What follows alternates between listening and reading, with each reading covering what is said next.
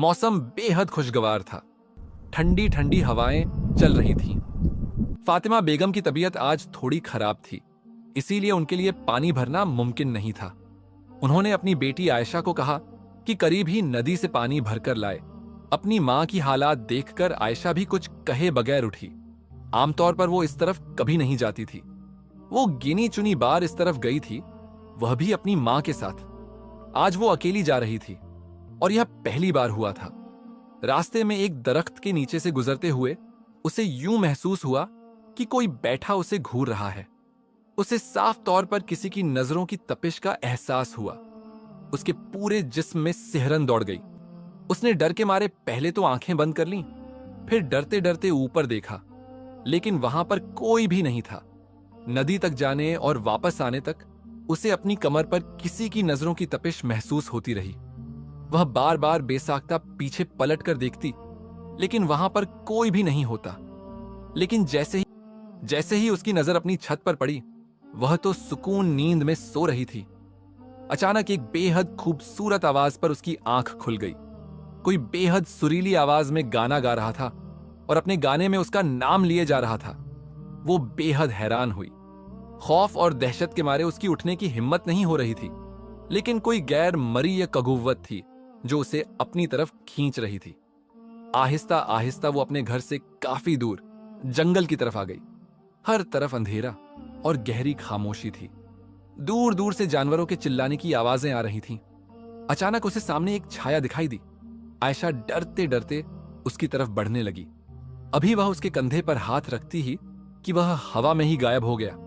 बस आयशा को ऊंची ऊंची कहकहों की आवाजें आने लगीं, जैसे कोई उसे पर हंस रहा हो, उसका मजाक बना रहा हो। आयशा ने जोर से अपने कानों पर हाथ रख लिए। दूर ही अली यह मंजर देख रहा था। उसने आयशा को उठते और बाहर आते हुए देख लिया था। वो भी हैरान था कि रात को वो बाहर क्या करने आई है, लेकिन आयशा की हालात और चीखें देखकर वो भी परेशान हो गया और भागता हुआ आयशा की तरफ आया। जैसे ही वह आयशा के पास पहुंचा, आयशा बेहोश हो गई। शदीद बुखार में तप रही थी। आयशा को 3 दिन तक शदीद बुखार रहा। सब घर वाले उसकी हालत देखकर परेशान थे कि उसे क्या होता जा रहा था, जबकि उसकी चाची बार बार उसकी शादी पर जोर दे रही थी। फातिमा बेगम ने टाल दिया। एक दिन आयशा किचन में थी। जैसे उसने गोश्त की तरफ देखा तो वह गोश्त नहीं बल्कि गंदगी था।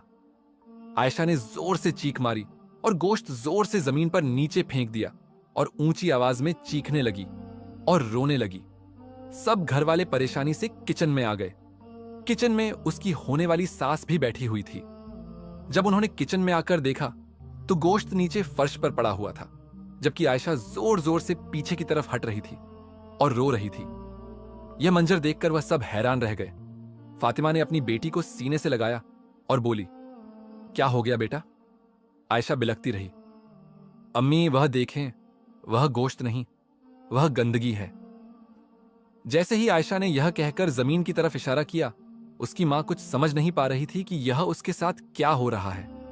रोज उसके साथ कोई ना कोई ऐसा वाकया पेश आ जाता जो उसकी सोच से बाहर होता। इतना तो उसे पता था कि यह सब उस वक्त से शुरू हो रहा था जब वह उस नहर पर पानी लेने गई थी, लेकिन उसने किसी से इस बात का जिक्र न किया। उसे यही लगता था कि सब उसका मजाक उड़ाएंगे। आज के जमाने में कौन इन बातों पर यकीन रखता है? ऊपर से उसकी शादी के दिन भी करीब आते जा रहे थे। अगर उसकी सास को जरा भी भनक पड़ जाती तो वह उसका रिश्ता अपने बेटे के साथ कभी भी ना होने देती।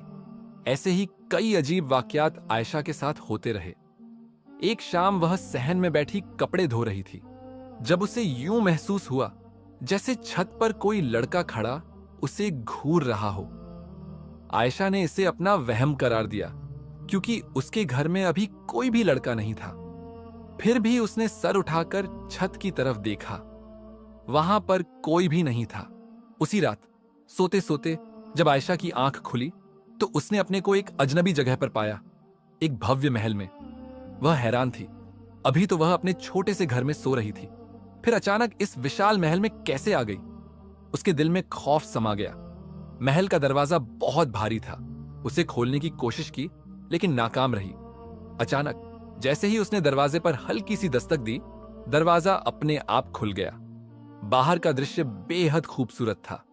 हर तरफ जगमगाते फानूस थे जो महल के आंगन को रोशनी से भर रहे थे।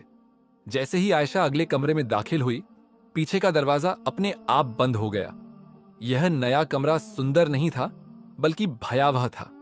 वहां अजीब से प्राणी जंजीरों में जकड़े थे, जो उसे देखकर जंजीरें खींचने और उसकी ओर बढ़ने की कोशिश करने लगे।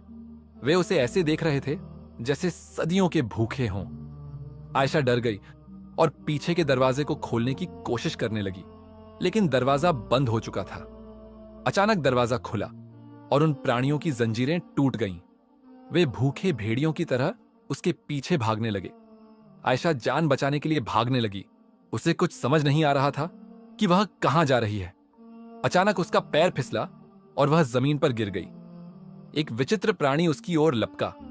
आयशा ने तेजी से एक पत्थर उठाया और उसके सिर पर दे मारा। वह प्राणी एक तरफ गिर गया और आयशा फिर से भागने लगी। जबकि आयशा भागती रही, अचानक उसे सामने से आते प्राणियों का एक झुंड दिखाई दिया। वे उसकी ओर बढ़ रहे थे। आयशा को लगा कि उसकी मौत निश्चित है, वह बच नहीं पाएगी। जैसे ही वे उसके पास पहुंचने वाले थे, आयशा की आंख खुल गई। वह अपने बिस्तर पर पसीने से तरबतर थी और जोर जोर से चीख रही थी। उसकी बहन उसे शांत करने की कोशिश कर रही थी। आयशा, शांत हो जाओ, यह सिर्फ एक सपना था, कुछ भी नहीं। आयशा ने डरते डरते आंखें खोली और अपने आसपास देखा। वह अपने ही कमरे में थी। उसने राहत महसूस करते हुए अपनी बहन को गले लगा लिया और फूट फूट कर रोने लगी। आयशा की हालत दिन ब दिन बिगड़ती जा रही थी। अब उसे लगातार अजीब सपने आते थे और वह अक्सर डरी सहमी रहती थी। परिवार के लोग चिंतित थे, लेकिन कोई समझ नहीं पा रहा था कि आखिर उसे हो क्या रहा है। एक दिन आयशा वॉशरूम में मुंह धो रही थी। अचानक उसे वॉशरूम के आईने में किसी का अक्स दिखाई दिया। उसने चौंक कर पीछे देखा, लेकिन वहां कोई नहीं था। फिर भी आयशा आश्वस्त होकर दोबारा मुंह धोने लगी। साथ ही वह हल्के स्वर में गुनगुना भी रही थी, इस बात से बिल्कुल अनजान कि कोई अदृश्य शक्ति उसके आसपास मौजूद है। उसने चेहरे पर पानी के सिर्फ 2 छींटे ही मारे थे कि अचानक नल से पानी आना बंद हो गया। आयशा को गुस्सा आया। उसने अपनी बहन को आवाज देकर कहा, जल्दी से पानी ले आओ। उसकी बहन पानी लेने चली गई। जैसे ही आयशा ने शीशे में फिर से अपना चेहरा देखा, उसे एहसास हुआ कि एक लंबे कद का आदमी उसके पीछे खड़ा है। उसके बाल उसके चेहरे पर गिरे हुए थे और उसकी लंबी दाढ़ी स्पष्ट दिखाई दे रही थी। अचानक एक अजीब सी बदबू पूरे वॉशरूम में फैल गई। आयशा का दिल तेज और हैरान रह गई। वाकई नल से पानी बह रहा था। वह शर्मिंदा हो गई और अपनी बहन से माफी मांग ली। उसकी बहन ने कुछ नहीं कहा और वहां से चली गई। आयशा का दिमाग चकरा रहा था। आखिर यह सब क्या हो रहा है? कौन है वह जो उसे तंग कर रहा है और क्या चाहता है? इसी बीच आयशा की शादी की तैयारियां शुरू हो चुकी थीं। मेहंदी के दिन आयशा को बेहद खूबसूरती से सजाया गया। वो ऐसी लग रही थी जैसे आसमान से उतरी कोई परी हो, लेकिन उसकी आंखें डर की वजह से लाल हो रही थीं। जो भी उसकी तारीफ करता, वह उसे ऐसे घूरती जैसे उसे निगल जाएगी। कोई भी उसके पास ज्यादा देर तक बैठने की हिम्मत नहीं कर पा रहा था। अचानक बात करते करते उसकी आवाज मर्दाना हो गई। उसकी बहन डर गई और उठकर चली गई।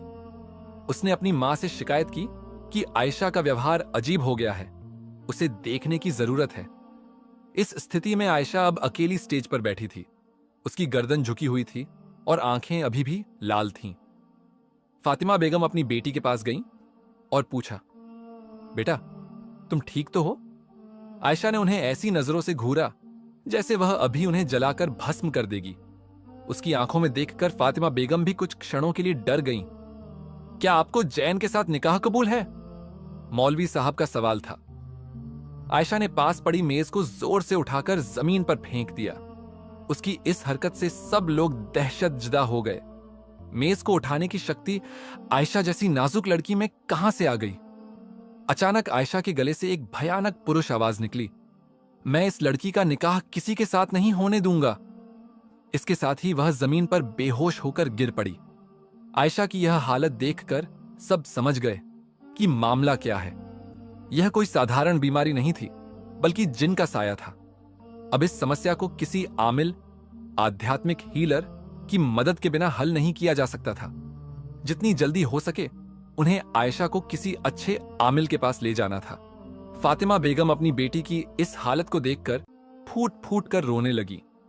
वह समझ रही थी कि उसके साथ क्या हो रहा है, लेकिन इस समस्या का समाधान कैसे होगा, यह सोचकर वह पागल हो रही थी। उन्होंने एक दो आमिलों से संपर्क करने की कोशिश की ताकि जितनी जल्दी हो सके आयशा का इलाज कराया जा सके, लेकिन उनकी बदकिस्मती से वह आमिल जाली निकले। वह ऐसे आमिल थे जो कई लड़कियों के साथ जिन निकालने के नाम पर उनके जीवन को बर्बाद कर चुके थे। फातिमा बेगम की एक सहेली ने उन्हें एक आमिल के बारे में बताया, जिसे वह पहुंचा हुआ आमिल बता रही थी।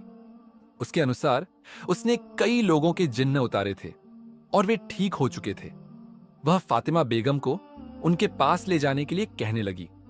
फातिमा बेगम उसकी बातों से प्रभावित हो गईं और उन्होंने फैसला किया कि वह उस आमिल को घर पर बुलाएंगी। अगले ही दिन वह अपनी सहेली के साथ उस आमिल के पास गईं, लेकिन वहां का माहौल देखकर वह परेशान हो गई। वहां बहुत गंदगी थी और लोगों की भीड़ लगी हुई थी। जो यह बता रही थी और वेशभूषा से बहुत ही गंदा व्यक्ति लग रहा था। जो इंसान सफाई के बुनियादी उसूलों से भी अनजान हो, वह उनकी बेटी की कैसे मदद कर सकता था? यह तो बिल्कुल रूहानी मामला था।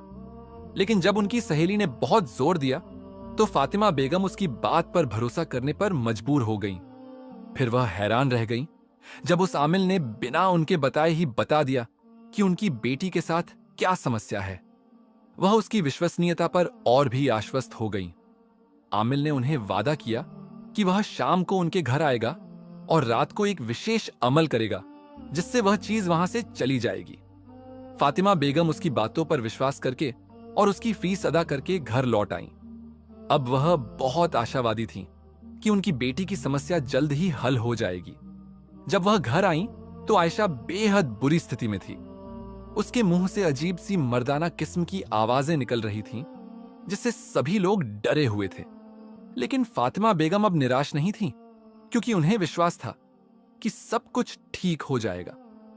जब आयशा ने उन्हें देखा तो जोर से मर्दाना आवाज में कहकहे लगाने लगी और बोली, तू फ्रॉड के चक्कर में आ गई है। अब वह कुछ भी नहीं कर सकता, मेरा कुछ भी नहीं बिगाड़ सकता, कोई मुझे यहां से निकाल नहीं सकता और कोई मुझे आयशा से दूर नहीं कर सकता।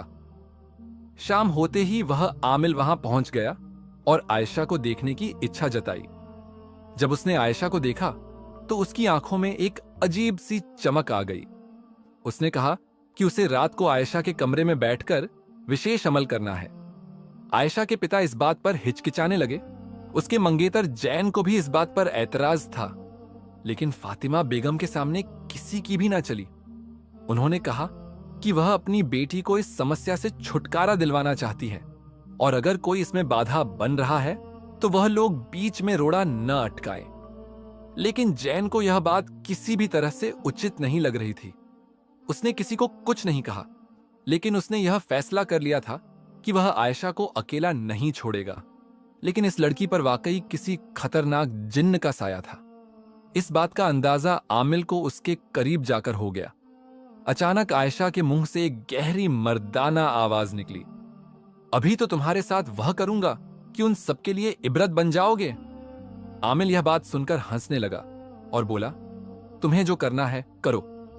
इससे पहले कि वह कोई कार्रवाई करता, किसी अदृश्य शक्ति ने उसे उठाकर दूर फेंक दिया। उसका सर दीवार से टकरा गया और वह बहुत ज्यादा डर गया। अब आयशा के मुंह से मर्दाना आवाज में कहकहे निकलने लगे और वह आमिल को ललकारने लगी, अब बिगाड़ लो मेरा जो बिगड़ना है। उसके बाद कोई अदृश्य शक्ति उस आमिल को उठा उठाकर फेंकने लगी। यह सब देखकर जैन, जो दरवाजे के पीछे छिपकर सब देख रहा था, जल्दी से कमरे में घुसा और उस आमिल को वहां से बाहर खींच लाया। उसने सभी घर वालों को इकट्ठा किया और उन्हें बताया कि यह आमिल क्या कर रहा था।